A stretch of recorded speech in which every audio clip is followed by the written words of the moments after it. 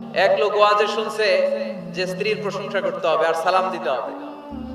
তো সে মাহফিল শেষ করে বাড়িতে যাওয়ার পরে স্ত্রী দরজা খুলে দিয়েছে, সে ঘরে ঢুকেই স্ত্রীকে সালাম দিচ্ছে, আসসালামু আলাইকুম। স্ত্রী মনে মনে কে ওয়ালাইকুম আসসালাম, ঘটনা কি? জীবনে তো এটা কোনোদিন সালাম দেয় নাই আমারে, আজকে কোনো নতুন মতলব টতলব আছে নাকি? তো যাই হোক, সালামের উত্তর দিয়ে ডাইনিং টেবিলে হাজবেন্ডকে বসিয়ে খাবার দিচ্ছে, স্বামীও খাচ্ছে, খায় আর মিটি মিটি হাসে। তো স্ত্রী বলে, রাত বাজে 1:30, ওয়াজ শুনে আসছে, ভালো কথা, হাসো কেন একা একা? কি হয়েছে, হাসো কেন? তো স্বামী ওই যে হুজুরের কাছ থেকে শুনছে স্ত্রীর প্রশংসা করতে হবে, রান্নার প্রশংসা। তো সে শুরু করছে, সে বলতেছে, শোনো, হাসতেছে এর কারণ হচ্ছে আজকে তোমার রান্নাটা এত মজা হয়েছে না, এত মজার রান্না আমার জীবনে আমি খাই নাই। প্রশংসা করতে শুরু করছে। তো রান্না মজা হয়েছে শুনে স্ত্রী তেলে বেগুনে জ্বলে উঠছে। সে বলে, কি রান্না মজা হয়েছে মানে বিগত 10 বছর ধরে তোমার রান্না করে খাওয়াই, একদিনও রান্নার প্রশংসা করলা না, আর আজকে পাশের ঘরের ভাবি একটু গরুর গোশতের তরকারি পাঠাইছিল, একটু গরুর গোশতের তরকারি পাঠাইছিল বাসায়, ওইটা দিয়েই তোমাকে খাবার দিছি, আমি রান্না টান্না চুলাই করি নাই। তো ওই বেডির রান্না তোমার এত ভালো লাগছে, খাওয়া জন্মের খাওয়া, আর রান্ধব না। তো এরকম উল্টা পাল্টা প্রশংসা করলে কিন্তু চুলায় আগুন জ্বলবে না, রোজা রাখা লাগতে পারে। তো আসুন আমরা আমাদের ফ্যামিলি গুলোরে জান্নাতি ফ্যামিলি বানাই। আমরা কি চাই না আমাদের ফ্যামিলিও জান্নাতি ফ্যামিলি হোক? বিশ্বনবী মা আয়েশাকে আগে সালাম দিতেন, আগে সালাম দিয়ে দিতেন। মা আয়েশার সাথে একই বালতি থেকে পানি নিয়ে দুজন একসাথে গোসল করতেন, সুবহানাল্লাহ পড়েন। গ্লাসের যেই জায়গায় ঠোঁট লাগিয়ে মা আয়েশা পানি খেতেন, বিশ্বনবী খুঁজে খুঁজে ওই জায়গায় ঠোঁট লাগিয়ে পানি খেতেন। মা আয়েশা হাড্ডি চষে ফেলে দিলে ওই চোষা হাড্ডি নিয়ে বিশ্বনবী আবার চষতে শুরু করে দিতেন। কি ভালোবাসা! এগুলো নাই আমাদের মধ্যে। আসুন আমরা ফ্যামিলিটারে জান্নাতি ফ্যামিলি বানাই। রাজি আছেন? সালাম দিবেন তো সবাই? আল্লাহ তুমি তৌফিক দাও। আসেন আল্লাহর নামে 3টা তাকবীর দেই, ভাগাভাগি করে দেই।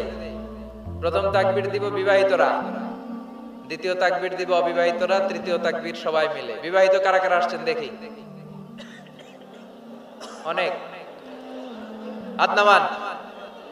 অবিবাহিত কারা কারা আসছে দেখি?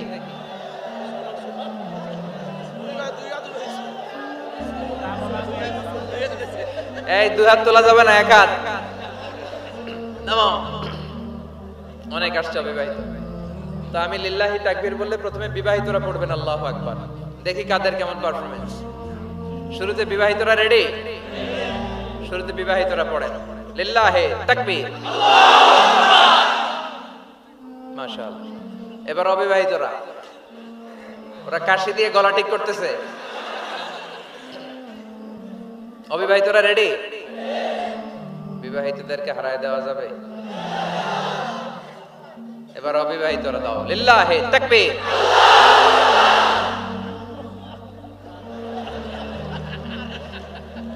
মাশাআল্লাহ। এবার সবাই মিলে 3টা লিল্লাহি তাকবীর, লিল্লাহি তাকবীর, লিল্লাহি তাকবীর। আল্লাহ তাকবীর গুলারে কবুল করো, সব সময় যেন তাকবীর দিতে পারি তৌফিক দাও। যে বইটা থেকে আমরা কথা শুনবো বলেন তো বইটার নাম? এই কোরআন আল কারীমের এমন একটা সূরা আজকে তেলাওয়াত করেছি, প্রায় অনেকেরই মুখস্থ আছে না নাই? সূরার নাম সবাই বলেন, আবার বলেন, আওয়াজ করে বলেন। এইভাবে উত্তর দিতে হবে, বলা যাবে? সূরাতুদ দোহা। এটা কি মাইক রে ভাই? হ্যাঁ, এটা আমি কথা বলার অনেক পরে সাউন্ডটা যায়, এরপরে আড়ষ্ট হয়ে আছে, ক্লিন না। আপনারা মাইক সিস্টেম সবসময় ডিজিটাল মাইক রাখার চেষ্টা করবেন। আমাদের প্যান্ডেল লাগে না, শ্রোতারা এমনিই বসে যায়, ঠিক কিনা? দরকার হচ্ছে ভালো সাউন্ড সিস্টেম। এই মাইকের সমস্যার কারণে আমাদের মাহফিলগুলো মাইর খেয়ে গেল। কনসার্টে কোনোদিন সমস্যা হয় না, কথা কন, খালি ডেক সেট বাজে, দুম্মা চলে দুম, আছে না নাই? ওগুলাতে সমস্যা হয় না। যত সমস্যা মাহফিলে। তোমার সাউন্ডটা ঠিক করবা, সাউন্ডটা ভালো না। তো যে সূরা থেকে কথা শুনবো সূরার নাম কথা বলেন? দোহা মানে আলো, দোহা মানে আশার আলো। কিসের আলো? সম্ভাবনার আলো। সুবহানাল্লাহ পড়েন। আলো শুনলে ভালো লাগে না নাকি অন্ধকার ভালো লাগে? এজন্য আল্লাহ আলোর নামে সূরা দিলেন। সুবহানাল্লাহ পড়েন। দোহা মানে প্রভাতের সূর্য কিরণ। সকালবেলার যে সূর্যের কিরণটা আলো গোটা পৃথিবীকে আলোকিত করে দেয়, এটার নাম আদ-দোহা। এটার নাম আদ-দোহা। এই সূরাতুদ দোহা এটা একটা মোটিভেশনাল সূরা। কি সূরা? ইন্সপাইরেশনাল সূরা। কোরআনে কয়েকটা মোটিভেশনাল সূরা আছে, এর মধ্যে অন্যতম হচ্ছে সূরাতুদ দোহা। এটা পড়লে, এটা শিখলে, এটা জানলে আপনি ইউ উইল বি মোটিভেটেড, আপনি আরো উৎসাহিত হবেন, আপনি আশা ফিরে পাবেন। সুবহানাল্লাহ পড়েন। এটা কোরআনের মোটিভেশনাল সূরা, মনে রাখতে হবে। যুবকরা মোটিভেশন শব্দটা চিনো না তোমরা? মোটিভেশন, এই সূরাতে তোমরা you will get huge motivation in this সূরা ইনশাআল্লাহ। অনেক মোটিভেশন পাওয়া যাবে, কারণ এটা আলোর পথ দেখায়। কিসের পথ? দোহা মানে আশার আলো, ঠিক কি না? বিশ্বনবীকে আল্লাহ আলোর সাথে তুলনা করেছেন, বলেছেন বিশ্বনবী হচ্ছে নূর। সুবহানাল্লাহ পড়েন। এই কিতাবকে আল্লাহ, কোরআনকে আলোর সাথে তুলনা করেছেন। আল্লাহ বলেছেন এই কোরআন হচ্ছে নূর। আবার এই কোরআন অন্ধকার থেকে মানুষকে কোন দিকে নেয়? আলোর দিকে নেয়। আলিফ লাম রা, কিতাবুন আনজালনাহু ইলাইকা লিতুখরিজান NASA Minaj যুলুমাতি ইলান Noor. O Muhammad, my beloved last messenger, I've revealed this holy and sacred book unto you in order to lead the mankind out of darkness into the light. Light, কোরআন হচ্ছে একটা light. আবার বিশ্বনবী বলছেন আল্লাহ আপনি আমার ডানে নূর দেন, আমার বায়ে নূর দেন, আমার সামনে নূর দেন, আমার পেছনে নূর দেন, আমার উপরে নূর দেন, আমার নিচে নূর দেন, আমার গোশতের ভিতরে নূর দেন, আমার হাড্ডির ভিতরে নূর দেন, আমার জন্য আপনি নূরের ব্যবস্থা করে দেন। নূর চাইতেন, আলো চাইতেন। আর কোরআন এমন কিতাব যেটা আপনাকে আলোর দিকে নিবে। সুবহানাল্লাহ পড়েন। সূরার নাম সবাই বলেন সূরাতুদ দোহা। আওয়াজ করে একসাথে বলতে হবে সূরাতুদ দোহা।